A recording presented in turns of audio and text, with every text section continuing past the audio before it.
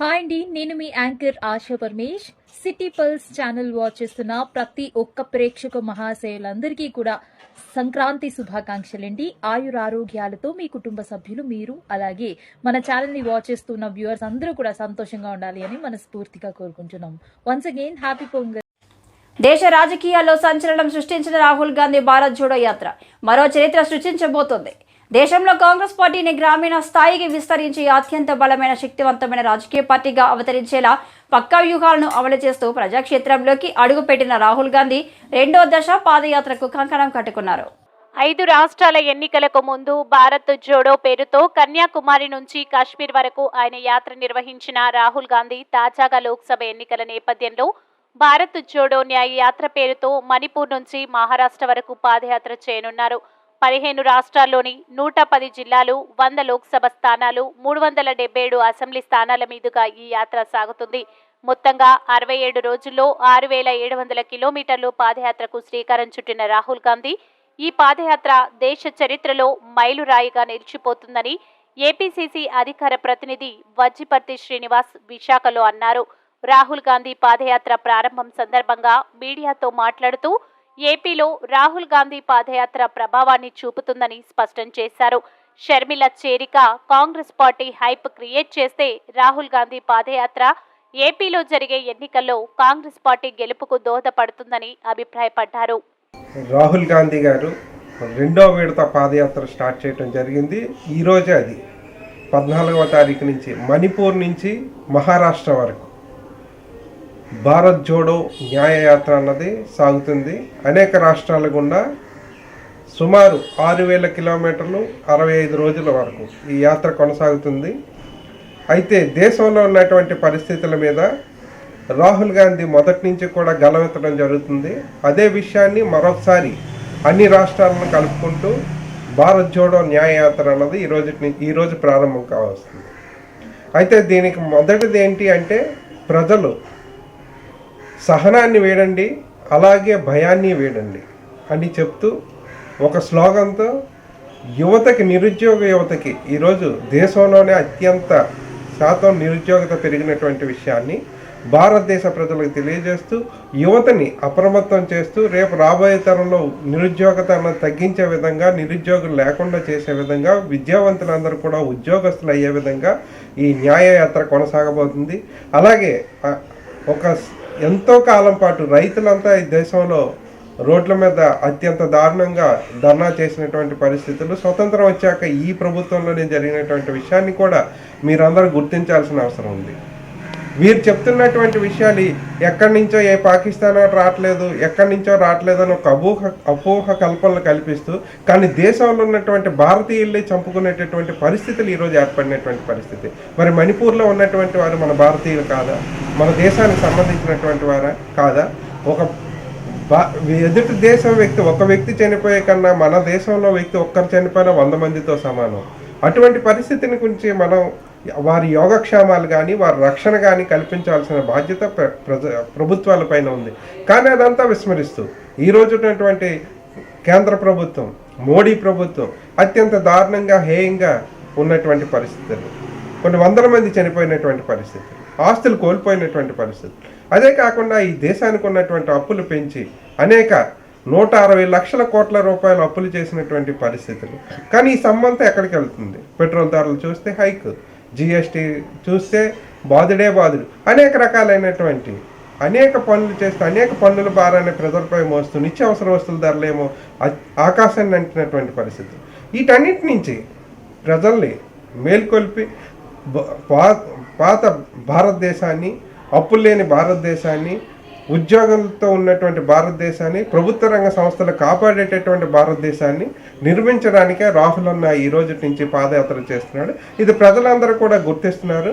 భారత్ జోడో జోడో భారత్ జోడో అనే న్యాయయాత్రని భారతదేశం అంతా కూడా గతంలో సక్సెస్ఫుల్గా 4000 కిలోమీటర్లు ఆ రోజు రాహుల్ గాంధీ గారు నిర్విఘ్నంగా కొనసాగించారు. ఒక్కరోజు కూడా ఆపకుండా నిర్విఘ్నంగా కొనసాగించడం జరిగింది.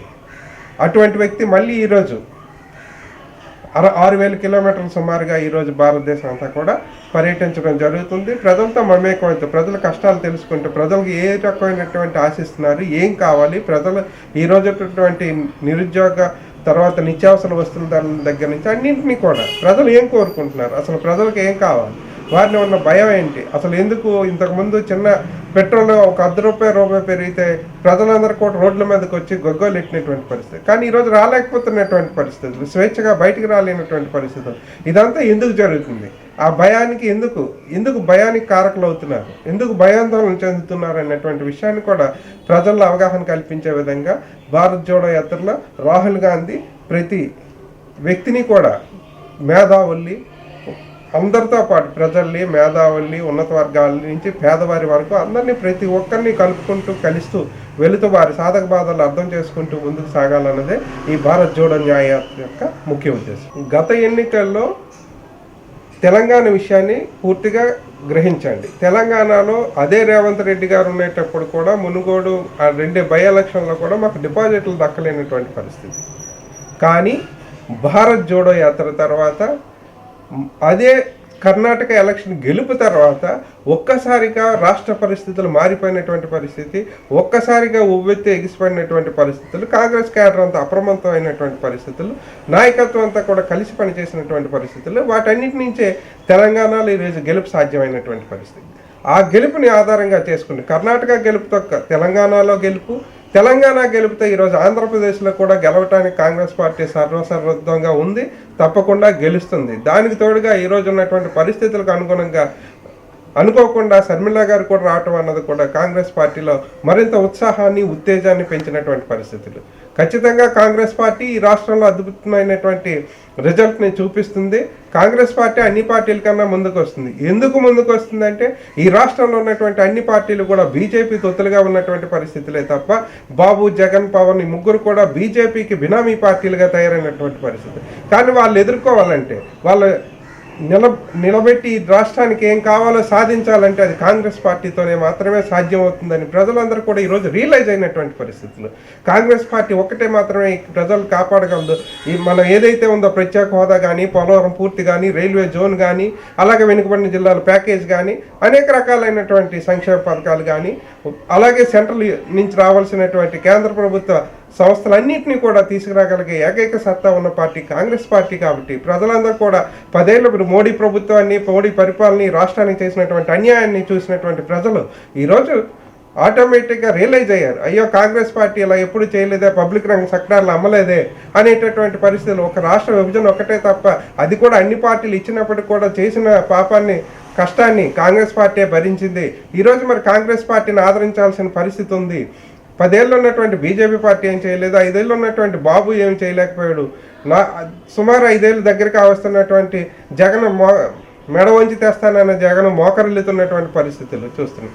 అందువల్ల అమరావతి పూర్తి కావాలన్నా, అనేక సంక్షేమ పథకాలు రావాలన్నా, ఈ రాష్ట్ర అభివృద్ధి కావాలన్నా ఒక కాంగ్రెస్తోనే అది సాధ్యమవుతుందని మాత్రం ఈ సందర్భంగా తెలియజేస్తుంది. కాంగ్రెస్ పార్టీలో శర్మిల చేరటం అన్నది కాంగ్రెస్ పార్టీ మరింత బలోపేతమైనటువంటి పరిస్థితులు. దాన్ని జీర్ణించుకోలేనటువంటి వైసీపీ ప్రభుత్వం ఈరోజు వైసీపీ ఓటమి ఖాయమైనటువంటి పరిస్థితి. ఈ రాష్ట్రంలో వైసీపీ అన్నది పూర్తిగా తుడిచిపెట్టుకుపోతున్నటువంటి పరిస్థితులు ఈరోజు చూస్తున్నాం.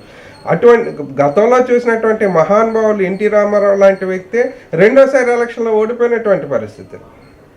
కేసీఆర్ లాంటి ఉద్యమ నేతే ఓడిపోయినటువంటి పరిస్థితి. జగన్మోహన్ రెడ్డి రాష్ట్రానికి ఏం చేశాడని ఓన్లీ సంక్షేమ పథకాలు చేసినంత మాత్రంలో రాష్ట్ర అభివృద్ధి కాదే. ఎంత నిరుద్యోగులకు ఉద్యోగ అవకాశాలు కల్పించారు, ఎంత అభివృద్ధి, రహదారులు మరియు ఉన్నటువంటి మౌలిక వసతుల సదుపాయాల్లో ఎంతవరకు తీసుకురాగలిగారు. ఈరోజు ప్రజలందరూ కూడా రోడ్డు మీదకి వచ్చి, న్యాయవాదులు రోడ్డు మీదకి వచ్చారు, పారిశుద్ధ్య కార్మికులు రోడ్డు మీదకి వచ్చారు, అంగన్వాడీ కార్యకర్తలు రోడ్డు మీదకి వచ్చారు, రెవెన్యూ వాళ్ళు రోడ్డు మీదకి వచ్చారు, టీచర్లు ధర్నాలు చేశారు. ఇంతమంది ఉద్యోగాలు రోడ్డు మీదకి వచ్చినటువంటి ఏకైక ప్రభుత్వం ఈ ప్రభుత్వం. కొన్ని వారితోనైనా సానుకూలంగా స్పందించి వారి కష్టాలు తీర్చి వాళ్ళకి భరోసా కల్పించినటువంటి పరిస్థితులు లేనటువంటి ఈరోజు ఉన్నటువంటి పరిస్థితి. ఈయన ఏదైతే సోనియాని ఎదిరించాను అని చెప్పి ఆ రోజు రాష్ట్రంలో విభజన సమయంలో అవకాశాన్ని కల్పించుకొని ఈరోజు ముఖ్యమంత్రి స్థాయికి వెళ్ళాడు. అదే మరి ఎమ్మెల్యేని నువ్వు అవమానిస్తున్నావే, ఈరోజు నువ్వు ఎమ్మెల్యేగా పనికిరావని నువ్వు అవమానిస్తే ఆ అవమానాన్ని నిన్ను దించడానికి ఆ ఎమ్మెల్యే పనిచేయలేడా? ఆయనకి సత్తా లేదని మీరు అనుకుంటున్నారా? ఖచ్చితంగా ఆ ఎమ్మెల్యేలే ఈరోజు జగన్మోహన్ రెడ్డిని దించే పరిస్థితులు ఎదురవుతున్నాయి. వైఎస్ఆర్ పార్టీ అన్నది ఇంకొండదు. రేపు రాబోయే రోజుల్లో ఎలక్షన్లో బాబు జగన్ పవన్తోని ఎదుర్కొనే ఏకైక పార్టీ కాంగ్రెస్ పార్టీ.